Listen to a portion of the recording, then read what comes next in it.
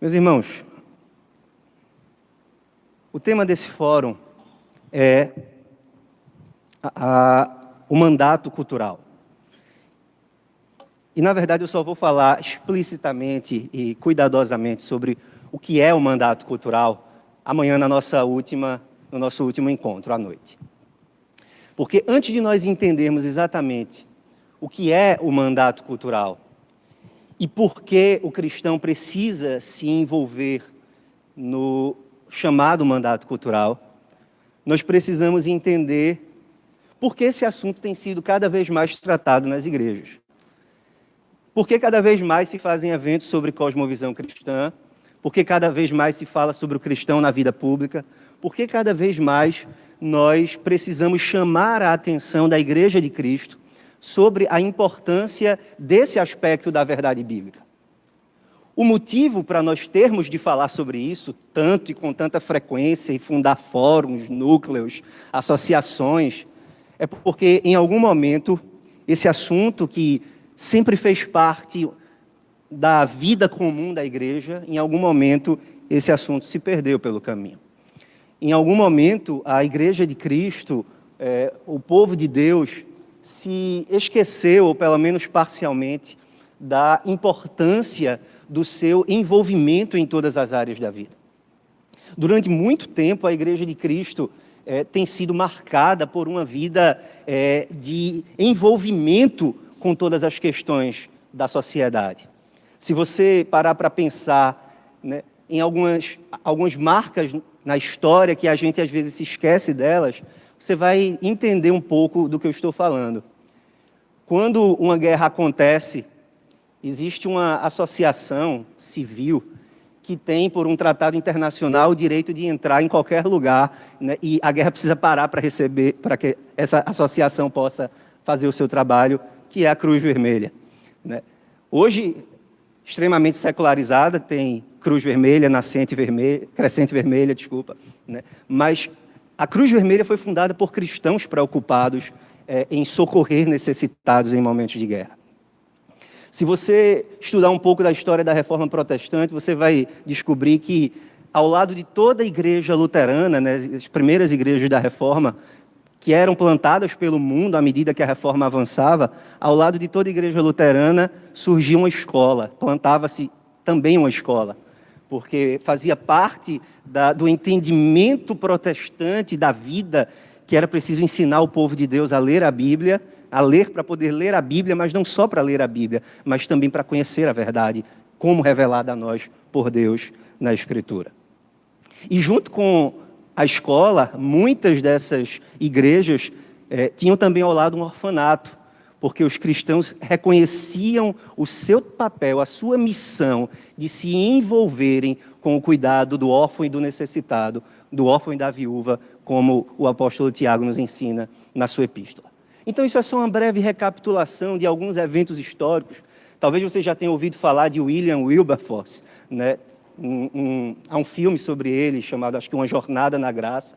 Wilberforce era um parlamentar inglês, o nome decisivo para a abolição da escravidão na Inglaterra, o primeiro país do mundo a abolir a escravidão, e a escravidão moderna. E Wilberforce foi influenciado por um pastor anglicano, né, que talvez muitos de vocês conheçam, chamado John Newton, que foi o autor do famoso hino Amazing Grace. Então, isso é só para vocês se lembrarem de um pouco da rica história cristã de envolvimento com a sociedade e com a vida pública. Acontece que, em algum ponto do caminho, a igreja, como corpo vivo, deixou, em muitos aspectos, de se preocupar com esse seu papel no mundo.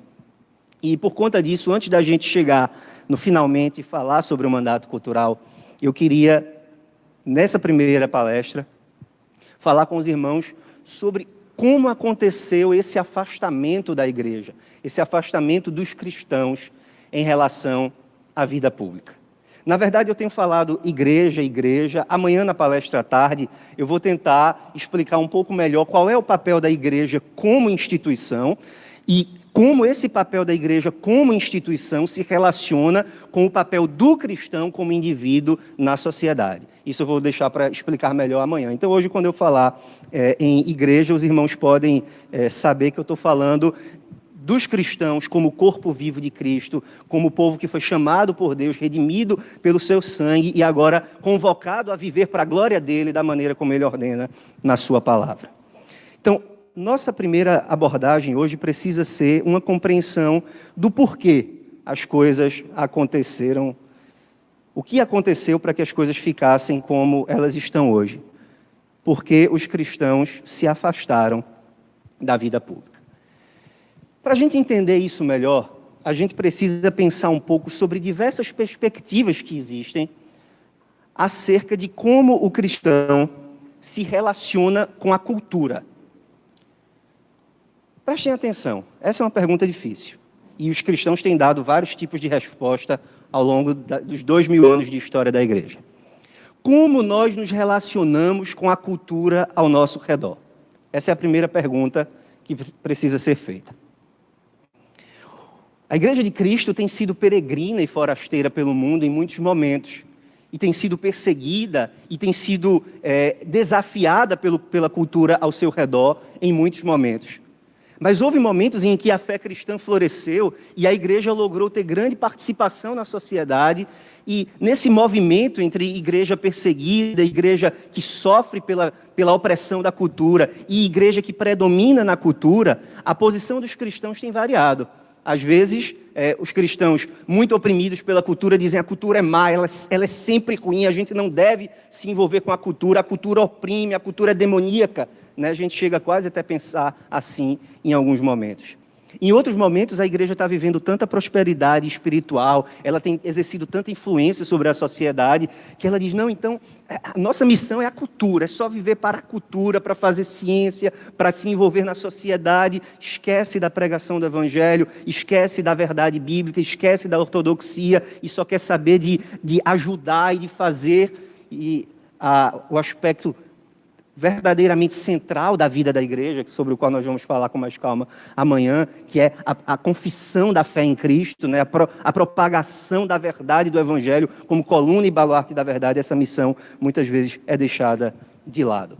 Então, nessa tensão entre os momentos que a igreja tem vivido ao longo da história, os cristãos têm proposto diversas maneiras de lidar com a cultura. Um teólogo cristão chamado Richard Niebuhr, ele escreveu um livro sobre o cristão, o título é O Cristão e a Cultura, e ele propôs 5 modelos, 5 posturas básicas que ao longo da história têm sido adotadas sobre como a igreja se relaciona com a cultura. O primeiro modelo de interação entre cristão e cultura, ele chamou de Cristo contra a cultura. Nesse modelo que eu estou chamando de rejeição da cultura, o que acontece basicamente é uma visão de que a cultura é algo demoníaco, quase demoníaco no mínimo. A cultura ela é sempre opressiva e o cristão, na verdade, deve viver numa espécie de gueto. Ele deve formar a sua própria cultura cristã, ignorando completamente ou se afastando o máximo possível de toda a produção cultural que é feita pelos não cristãos. O segundo modelo que Niebuhr propôs, ele chama de Cristo da cultura, que eu estou chamando aqui de modelo de acomodação. Nesse modelo de acomodação, a igreja diz, os cristãos dizem, toda a cultura é boa, toda a cultura é produzida na providência de Deus, ela serve para o bem da humanidade e por isso nós devemos abraçar a cultura e tudo aquilo que ela contém. O terceiro modelo se chama Cristo acima da cultura. E eu estou chamando de separação. Esse é o modelo basicamente adotado historicamente pela Igreja Católica Romana, com o modelo a ideia de que a igreja, ela ocupa uma esfera chamada de sobrenatural, a esfera da graça, e a cultura é um domínio inferior chamado de esfera da natureza. E dentro dessa separação entre graça e natureza, a cultura não é rejeitada, mas ela é como se fosse incompleta. né? Se você conhece um pouco da doutrina romana, você vai saber que os católicos muitas vezes pensam, e assim eles têm defendido ao longo da história, que nós podemos usar de toda a produção cultural humana, daí porque Tomás de Aquino se apropriou de Aristóteles, né, e toda a sua filosofia para defender, por exemplo, a teologia natural, provar que Deus existe a partir da teologia natural. Só que, para Tomás de Aquino e a doutrina católica em geral, a natureza só chega até um pedaço do caminho. Então você vai até aqui a natureza te dá conhecimento. Daqui para frente você precisa da esfera sobrenatural da graça. E essa esfera sobrenatural da graça é sempre mediada pela igreja. Então, Cristo está acima da cultura no sentido de que a cultura só chega até um pedaço do caminho, dali para frente você precisa da mediação da igreja nos sacramentos, né, e de toda a sua estrutura. Então, a relação entre cristão e cultura nesse modelo é uma relação de separação. Há uma parte, há um domínio que pertence apenas à palavra de Deus, aqui só a palavra de Deus fala, mas nesse outro domínio a palavra de Deus não tem muito o que falar. Esse é o domínio da razão, esse é o domínio da autonomia humana, esse é o domínio da filosofia, e assim criam-se duas esferas completamente separadas.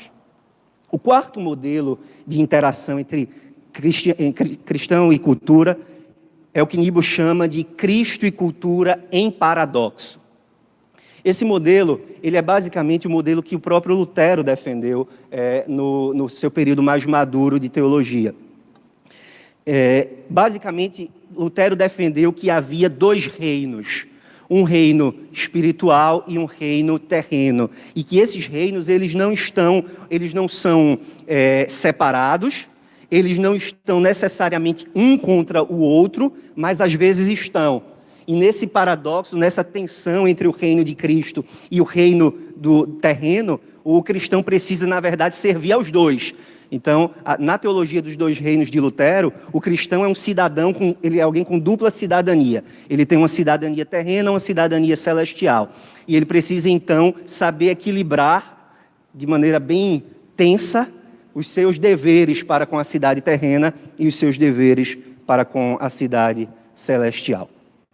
E o quinto modelo de interação entre cristianismo e cultura é o que o Niebuhr chama de Cristo transformador da cultura.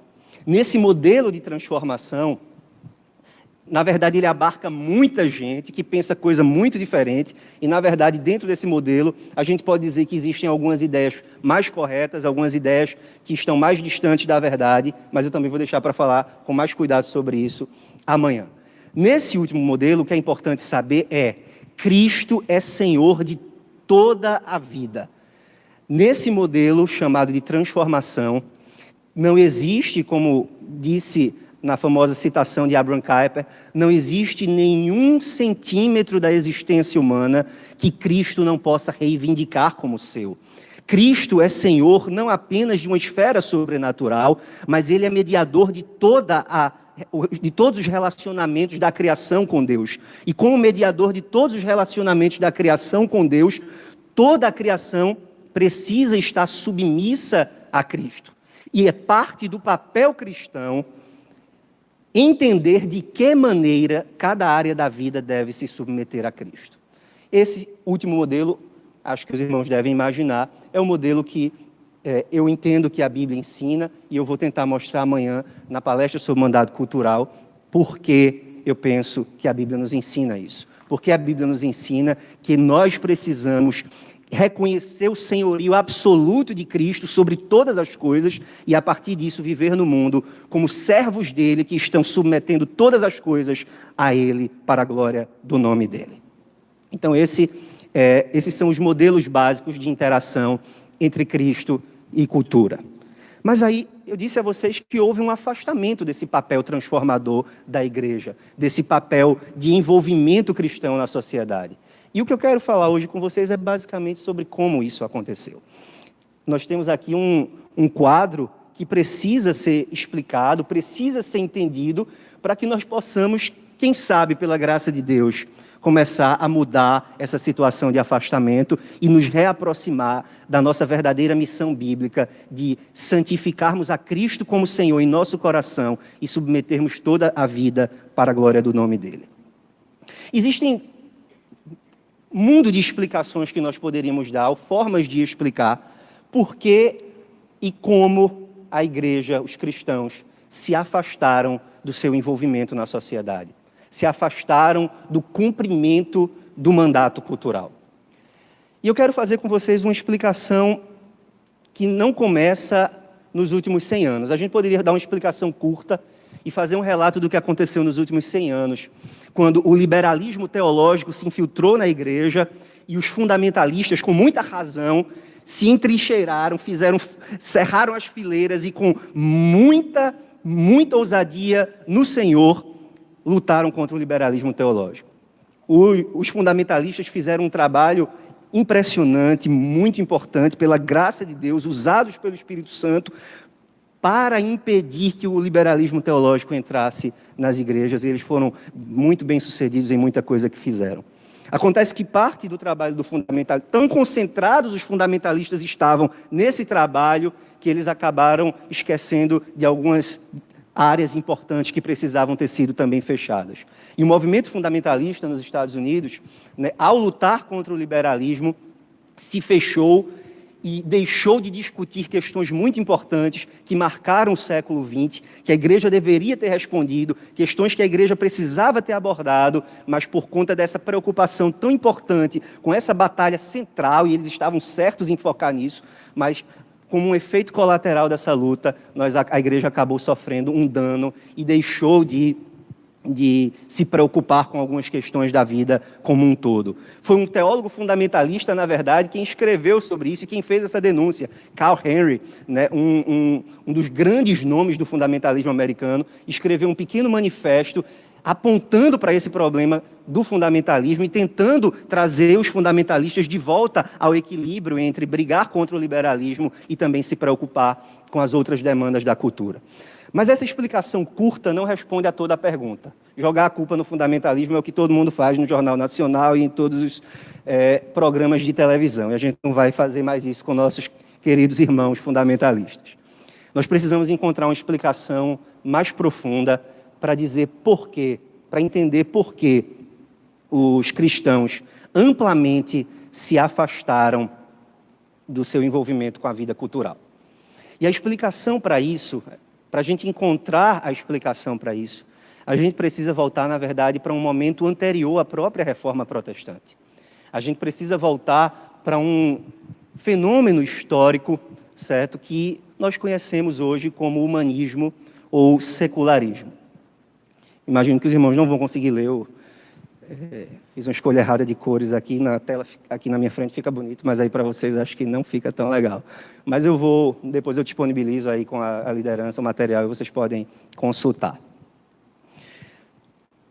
A explicação para o problema que nós estamos tratando precisa nos levar de volta para aquele período da história,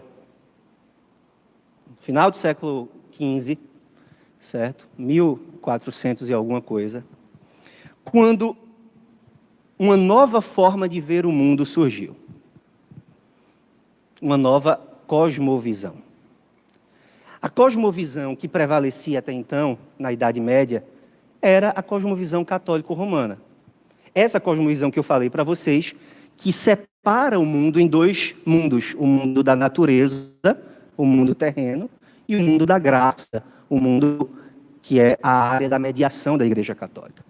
Nessa visão de mundo, certo, o cristão, né, medieval, ele compreendia sua vida secular como sendo uma vida, de certa maneira, alheia às coisas divinas, e as coisas divinas estavam relacionadas às instituições exteriores, à administração exterior da Igreja Romana.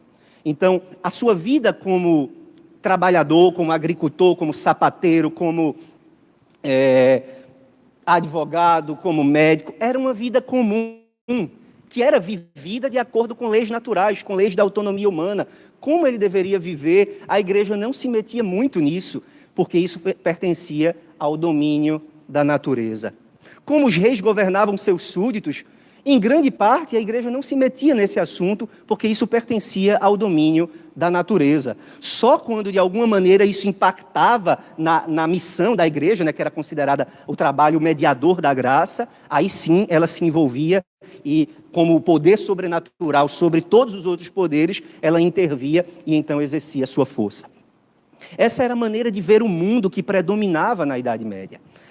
Uma esfera secular e uma esfera sagrada. Uma esfera onde nós cuidamos dos nossos assuntos de acordo com os nossos interesses, e uma outra esfera onde a igreja diz como nós devemos cuidar dos nossos interesses. Acontece que aí, em fins do século XV, surge um novo homem, uma nova visão de mundo. Esse homem que vive debaixo da autoridade da igreja decide que ele não quer mais ter nenhuma autoridade que não seja ele próprio. O que é o humanismo? Se eu perguntasse a você, o que é humanismo? O humanismo é basicamente a ideia de que o homem pode ser o que ele quiser ser. Que não existe nenhuma autoridade sobre ele para dizer quem ele é e o que ele deve fazer. O pastor Cláudio anunciou que eu sou da igreja presbiteriana. Quando nós ensinamos nossas crianças na escola dominical, a maioria das crianças, desde que começam a falar, são capazes de responder a seguinte pergunta: qual é o fim supremo e principal do homem? E as crianças sabem dizer: o fim supremo e principal do homem é glorificar a Deus e alegrar-se nele para sempre. Nós cremos, e embora isso seja parte da confissão de fé que a igreja presbiteriana abraça, eu imagino que os irmãos também poderiam tranquilamente concordar comigo que essa pergunta é verdadeira, que a resposta a essa pergunta é verdadeira e bíblica. Imagino que todos vocês podem dizer que o fim da vida de vocês é glorificar a Deus e gozá-lo, alegrar-se nele para sempre. Mas vejam, quando nós fazemos essa confissão, nós estamos dizendo que existe alguém que determina quem nós somos e o que nós devemos fazer para que a nossa vida tenha sentido. Deus está no centro da vida do cristão e Ele é não apenas quem diz o que nós devemos fazer, mas Ele diz até mesmo quem nós somos. E o humanismo é uma revolta contra a ideia de que alguém possa dizer quem eu sou e o que eu devo fazer. Para o humanista, apenas eu mesmo posso dizer quem eu sou e como eu devo viver. E essa foi a ideia que permeou o final da Idade Média. Os primeiros grandes humanistas não eram ateus, eles não negavam a ideia de Deus ou a existência de Deus, mas eles negavam a ideia de que houvesse uma autoridade fixa determinando quem é o homem e qual o propósito, o fim supremo da sua vida. E o que acontece com o humanismo? No começo, o humanismo promove muitas coisas boas, né? É interessante pensar nisso. O humanismo foi capaz de servir ao bem da sociedade de algumas maneiras, levando ao fim de certos problemas que haviam se consolidado durante toda a Idade Média. Não há dúvidas de que o empreendimento científico que começou naquele período trouxe muita bênção para nós. Basta você pensar no sufoco que a gente está vivendo essa semana, né, por conta de uma crise de abastecimento que a nossa sociedade está vivendo. Essa crise que para a gente é uma coisa absurda e inexplicável, que coloca a nossa vida de cabeça para baixo, era a vida que se vivia 500 anos atrás, sem combustível, sem energia elétrica, né, sem essa facilidade de se locomover e eu chegar a Mossoró, né, em metade do tempo que eu chegaria, se viesse de carro, se viesse de charrete, eu tinha que ter saído no início da semana. Então, os irmãos pensam que a ciência e outros subprodutos do humanismo fizeram muito bem à humanidade. Nós não precisamos negar isso, certo? Suponho que nenhum de vocês quisesse fazer cirurgia sem anestesia, né? As mulheres aqui não quisessem dar à luz sem ter a opção, né, de fazer um parto cesariano quando necessário. Imagino que todos nós gostamos de, no meio desse calor aqui, sentir esse ar-condicionado refrescando. Então, nós não precisamos negar isso, certo? Negar o bem que tem sido produzido como resultado dos avanços científicos. Mas dizer isso é uma coisa. Outra coisa é dizer que a ciência como um empreendimento, certo? A ciência como uma instituição, não nasceu já com grandes problemas. E o grande problema da ciência, como ela é conhecida por nós hoje, como ela se construiu historicamente ao longo desse processo que a gente está mencionando aqui, a ciência é o resultado de um empreendimento pelo qual o homem procura recriar não apenas o mundo, mas a si mesmo, segundo a sua própria imagem. Prestem atenção. A palavra de Deus nos diz, no princípio, Deus criou os céus e a terra. Deus, como Criador, exerce autoridade sobre o mundo que Ele criou. Essa é a linguagem que os escritores bíblicos vão repetir. Não tem direito o oleiro sobre a massa, ou seja, não tem ele autoridade sobre aquilo que é resultado do trabalho dele. E é exatamente assim que Deus olha para a sua criação, como alguém não apenas que é criador, mas que é governador, que é senhor sobre a sua criação. E como senhor sobre a criação, Deus coloca na criação propósitos e significados. Eu também pretendo falar sobre isso com mais calma depois. Mas Deus coloca em cada criatura significado ou propósito.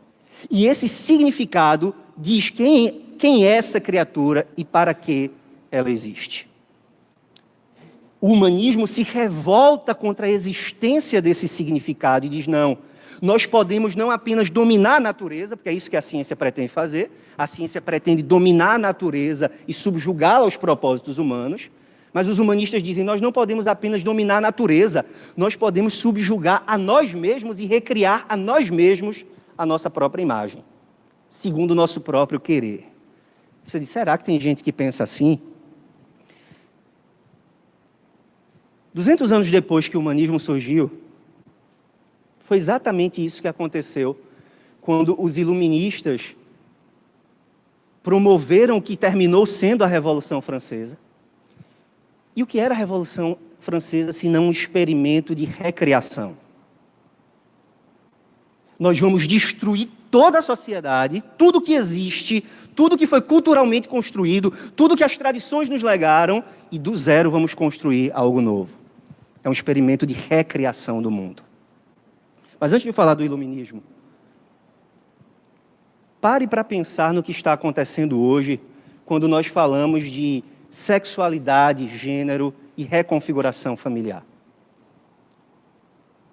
Pense comigo se isso não é um experimento de recriação. Você pode ser o que você quiser. Não há limites em Deus. Isso já está negado há 500 anos para os humanistas. Não há limites em Deus. Mas o próprio humanismo sempre disse que há limites na natureza e que esses limites precisavam ser subjugados. E agora o que se diz é não há limites na natureza. Na verdade, nem existe uma natureza. Vou chegar lá também. Não existe uma natureza do que é ser homem.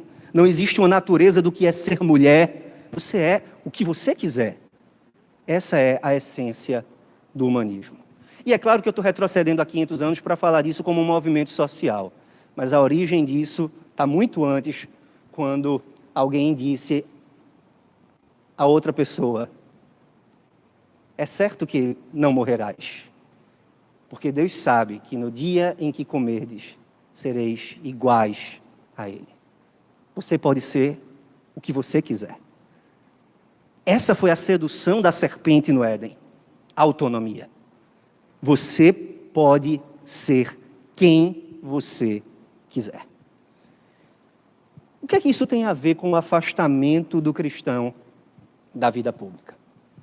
Ora, a partir do momento em que o humanismo cresceu como um movimento intelectual, ele pôs em xeque a ideia cristã de que o mundo deve ser ordenado de acordo com normas que Deus colocou na criação. Não precisa ser como Deus mandou, pode ser como a gente quiser. E se pode ser como a gente quiser, os cristãos não têm muito a nos ensinar. Vamos sentar aqui, cada um dá uma ideia, quem chegar na melhor ideia a gente implementa. E aí a gente pode avançar e falar no iluminismo.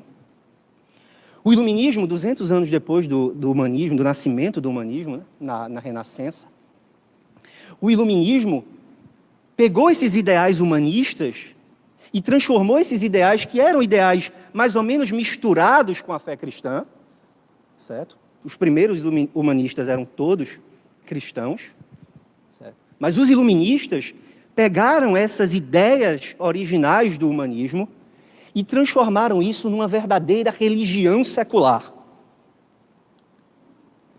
Não sei se os irmãos já estudaram algo disso. Os iluministas não eram, em sua maioria, também ateus, mas eles abraçaram um tipo de religião que hoje nós chamamos de deísmo.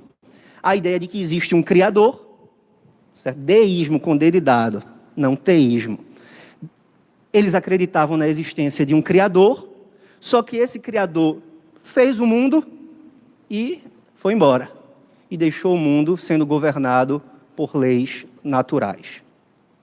E essas leis naturais... Avancei não, né? Essas leis naturais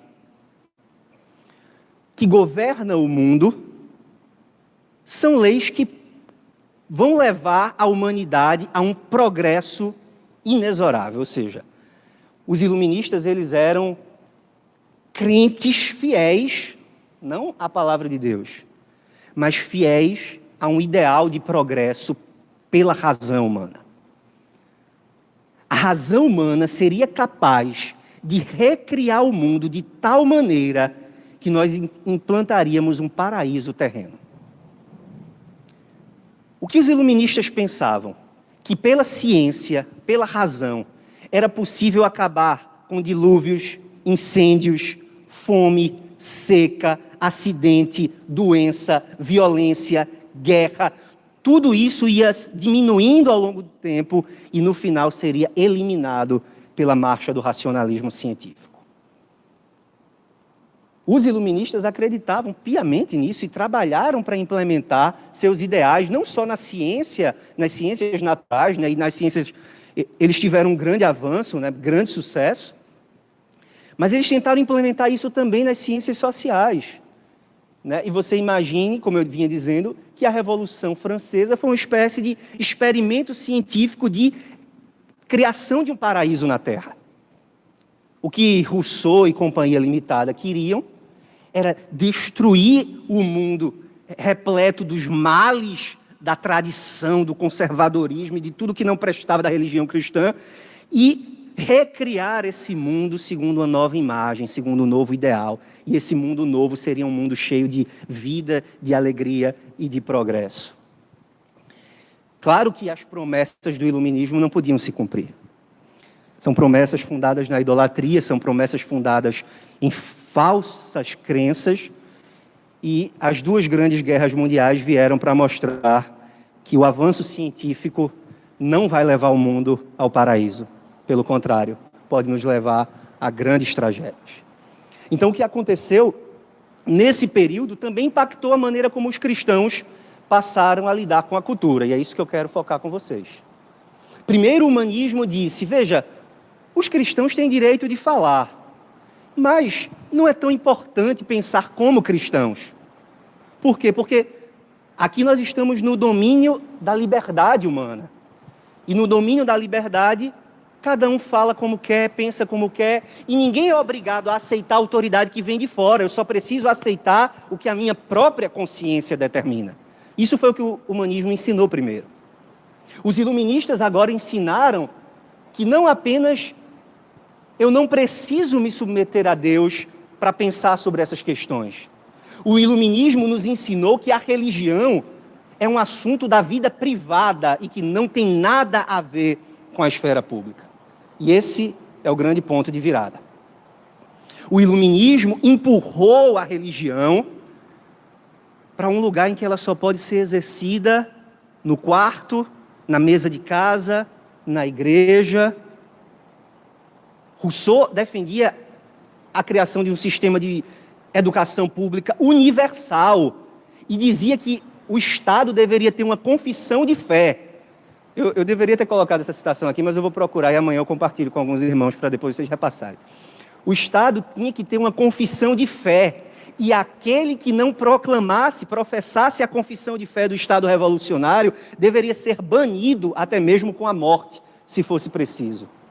Perceba que, com um caráter extremamente religioso, O iluminismo defendia que somente a religião secular poderia ter lugar na vida pública. Eles não eram contra as igrejas, deixa as igrejas lá. Eles não eram contra você fazer suas orações, seu jejum, sua santificação na sua casa. Mas não venha falar disso no Congresso Nacional. Não venha falar disso nas políticas públicas. Não venha meter a sua religião nesses assuntos aqui que não são assuntos religiosos. São assuntos da vida pública, são assuntos da democracia, são assuntos da autonomia. E a igreja, infelizmente, engoliu boa parte dessa conversa. E engoliu boa parte dessa conversa adotando algo que é completamente estranho à fé cristã, especialmente à fé cristã viva que foi restaurada na Reforma Protestante. A igreja abraçou, nesse período, uma forma dualista de pensar. Esse é o terceiro problema. A igreja abraçou uma forma dualista de pensar. E o que isso significa? Lembram que eu disse a vocês que para um católico é relativamente simples pensar dualisticamente. Existe um domínio da natureza, existe um domínio da graça. Para eles, não há muito problema em pensar assim, isso faz parte da visão de mundo deles.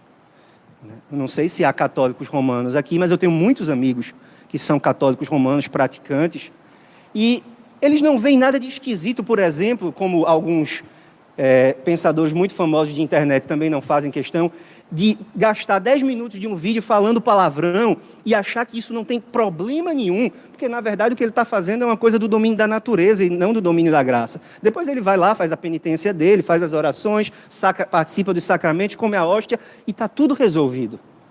Porque são duas esferas diferentes. Eles não veem muito problema nisso, isso não ataca fortemente a consciência deles. Porque eles pensam dualisticamente. Mas a fé cristã bíblica é uma fé integral, no sentido de que ela não admite esse tipo de oposição. No sentido de que ela não admite esse tipo de ânimo dobre, vamos chamar assim, em que uma hora eu vivo como cristão, e outra hora eu não preciso me preocupar muito com o nome de cristão que eu carrego. Isso é completamente estranho à fé bíblica. E por quê? Martinho Lutero, ele foi, além de ter batido um prego na porta do castelo de Wittenberg, e assim virado o mundo de cabeça para baixo, Martinho Lutero é responsável por uma outra grande mudança na visão cristã do mundo, que muitos de nós não paramos para pensar. Lutero trouxe de volta a doutrina bíblica da vocação. Lutero escreveu que o cristão, quando trabalha, seja um vendedor de feira, seja um sapateiro, seja um médico, seja um pastor, estão fazendo um trabalho que tem a mesma dignidade. A dignidade de alguém que vende uma caixa de banana na feira não é menor do que aquele que passa a semana lendo a Bíblia, preparando o sermão para pregar dominicalmente. Lutero chamou a atenção para isso, para combater um erro da doutrina católica romana, que era a defesa da vida monástica. Os católicos sempre acharam que a vida contemplativa era superior à vida prática do dia a dia. Ou seja, ficar trancado num mosteiro, fazendo jejuns e orações, é mais espiritual do que vender sapato ou do que ser um advogado. E Lutero chamou isso de uma aberração. Porque Lutero percebeu algo que os economistas demoraram mais 300 anos para perceber depois dele. Que é que Deus está na providência trabalhando por meio dos trabalhos dos homens. Lutero falou assim, escreveu o seguinte: quando você ora, faz a oração do Senhor e você diz, o pão nosso de cada dia nos dá hoje. Vocês creem que Deus responde essa oração diariamente quando nós a fazemos? Mas Deus podia fazer como Ele fez no livro de Êxodo, e você orar e cair pão do céu. Mas não é isso que ordinariamente acontece.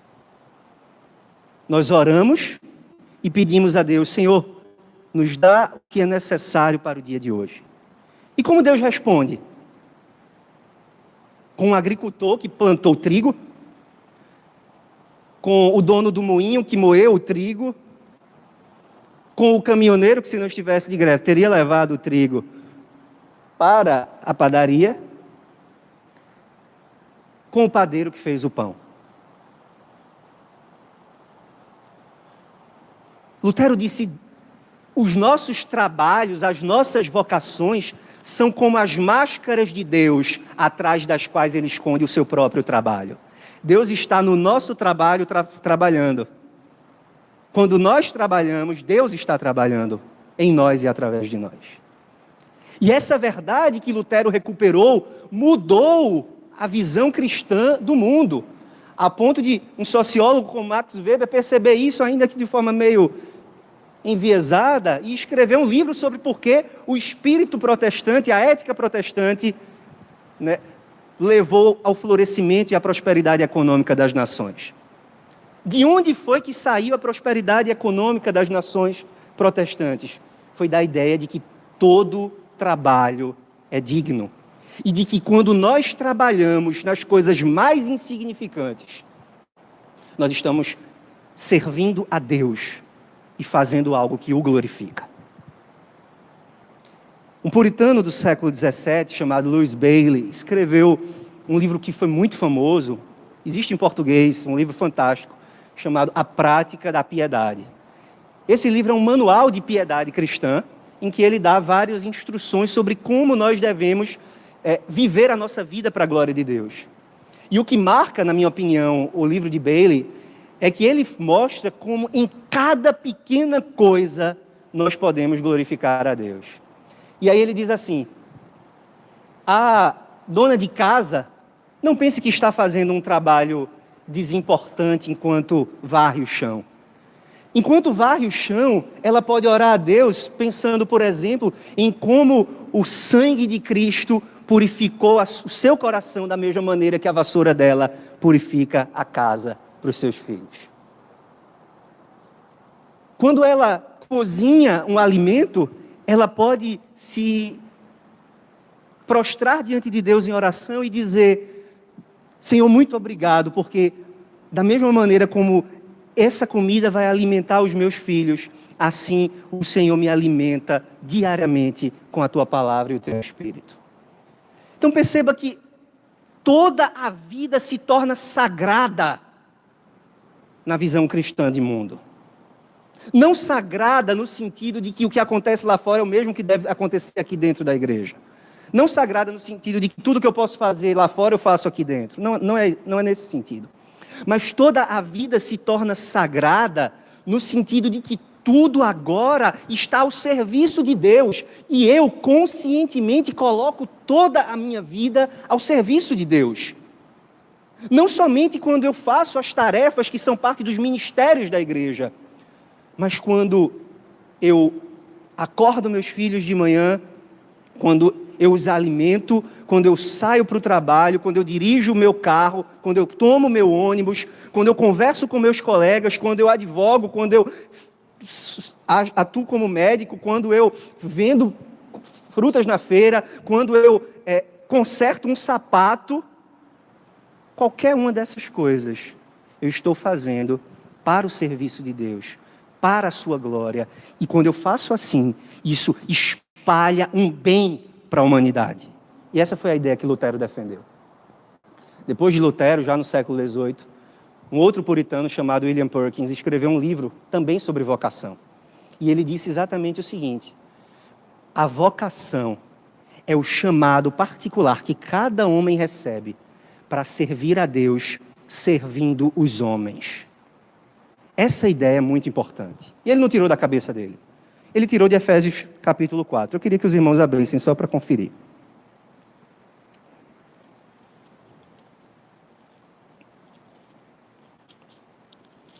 Efésios 4, 28.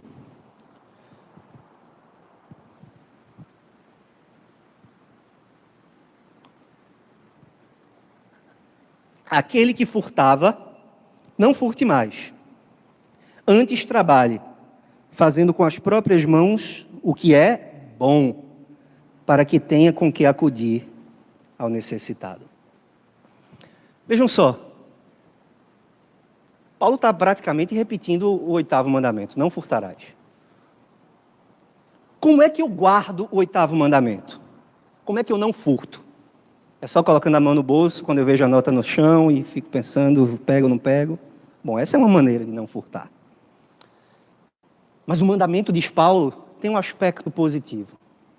E o aspecto positivo é, em vez de não furtar, eu faço outra coisa. Porque Paulo usa um padrão, né?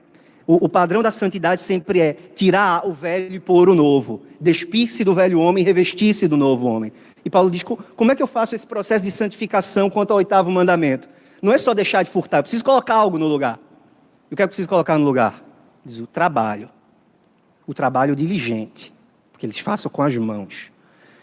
E ele diz que esse trabalho tem que ser produtivo, útil, porque ele diz assim, fazendo com as mãos o que é bom. Não é fazer qualquer coisa. Né? Para o Ministério do Trabalho tem várias coisas que são trabalho e que nós não podemos reconhecer como tais. Mas veja, com essa visão, o povo de Deus nos últimos 500 anos tem ensinado que toda a vida está debaixo do governo de Deus. E nesse sentido, toda a vida é sagrada. É aquilo que muita gente gosta de falar latim, né? Mesmo sem saber, eu vou me arriscar também. É a vida coram Deo, a vida na face de Deus. Nós vivemos o tempo todo perante a face de Deus. E isso nos impede de ser dualistas, percebem? É aí que eu quero chegar. Se toda a nossa vida é vivida perante a face de Deus, não existem áreas que nós possamos dizer assim, nesse assunto Deus não tem nada a dizer. Para esse assunto Deus não tem nada a ensinar. Para esse assunto é a minha razão, são os meus conceitos, são as minhas ideologias, são as minhas teorias. Não, não. Se Deus é Senhor de toda a terra, Ele tem algo a dizer sobre tudo que Ele criou. Porque tudo que Ele fez, Ele disse, é bom. E quando Ele nos chama para nos envolver na criação, Ele nos manda imitá-lo, fazer o que é bom. Nós somos imitadores de Deus quando nos envolvemos nas nossas vocações. E como imitadores de Deus, nós precisamos estar conscientes de que nós vamos prestar contas a Ele. Então, nenhum tipo de dualismo deveria caber na nossa visão de mundo. E não cabe. Quando nós nos tornamos dualistas, nós estamos traindo a nossa confissão cristã. Quando nós pensamos em termos de uma vida secular e uma vida sagrada, uma vida material e uma vida espiritual, nós estamos traindo a verdade bíblica. E para mim, um livro que eu acho que os irmãos poderiam ler para aprender bastante sobre isso, eu li recentemente e gostei demais, é o livro do pastor Jonas Madureira, Inteligência Humilhada. Ele escreveu o seguinte, acho que vocês não vão conseguir ler, eu vou ler para vocês.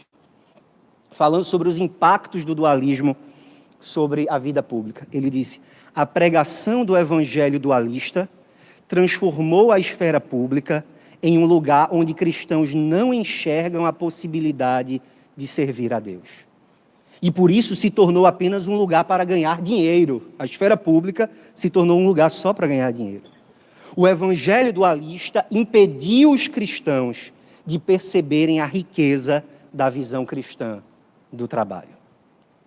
Essa ideia de que existe um domínio do secular e um domínio do religioso fez com que nós nos retirássemos da vida pública. Para que eu vou me envolver com os necessitados? Deixa o governo cuidar disso. Tem Bolsa Família, para que socorrer? Para que eu vou me dedicar a fazer um mestrado numa universidade? Isso é assunto que eu não vou levar para o céu. São preocupações dessa vida. Eu só quero trabalhar para ter o necessário para comer, para dar para os meus filhos. Tá bom demais. Quando nós pensamos assim, vou repetir, nós estamos traindo a verdade bíblica. Nós estamos traindo o ensinamento bíblico de que nós fomos chamados para imitar a Deus, fazendo o bem com as nossas mãos. Não sei se vocês já pararam para pensar que na Bíblia a ideia fazer com as mãos quase sempre está ligada à idolatria.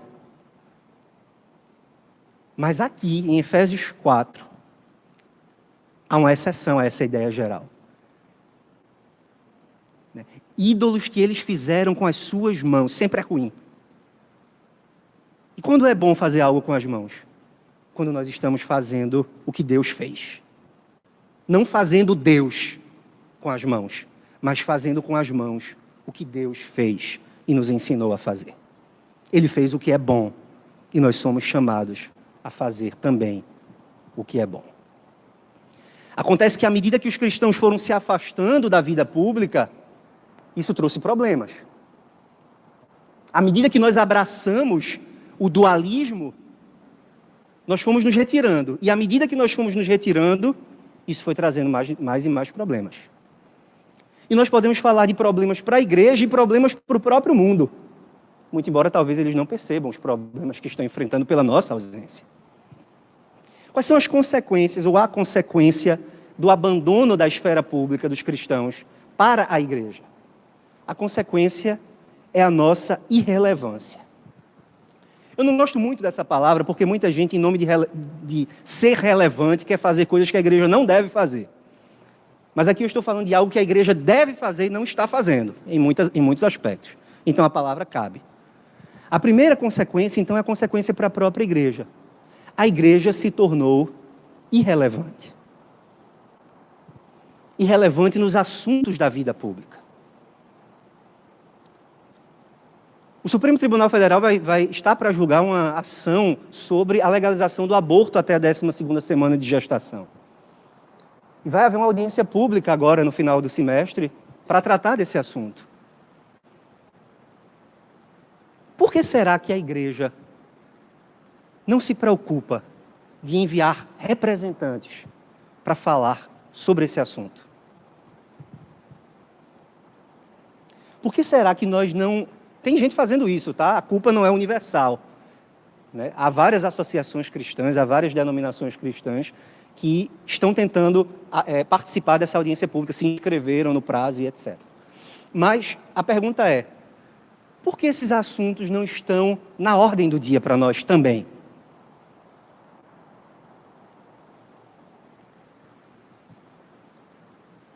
O mundo acha, a sociedade brasileira acha que o que nós temos a dizer não é importante. E num sentido, sempre vai ser assim. O Senhor Jesus disse, o mundo não ouve vocês porque não me ouviu. Num sentido, nós nunca seremos considerados relevantes. Mas em outro sentido, a nossa sabedoria para tratar dessas questões deveria constrangê-los a nos ouvir. A rainha de Sabá ficou constrangida e foi ouvir a sabedoria de Salomão. Num sentido, claro, nós não devemos nos preocupar se o mundo nos ouve ou não nos ouve, nós temos que falar, ainda que todos estejam surdos.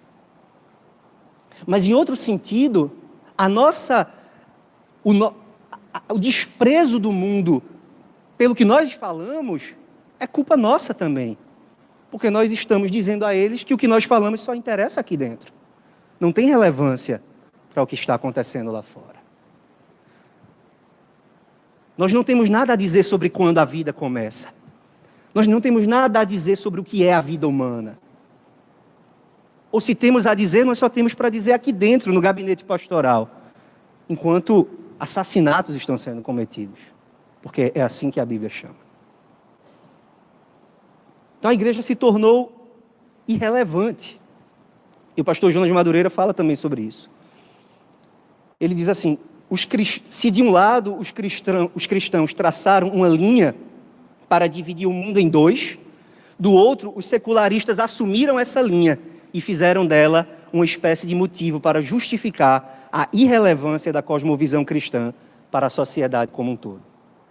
Jonas está dizendo que fomos nós próprios quem construímos essa linha dualista. E agora, o mundo olha para a gente e diz, vocês levantaram esse muro, fiquem do lado daí enquanto a gente resolve a vida por aqui. E isso é um problema para a igreja.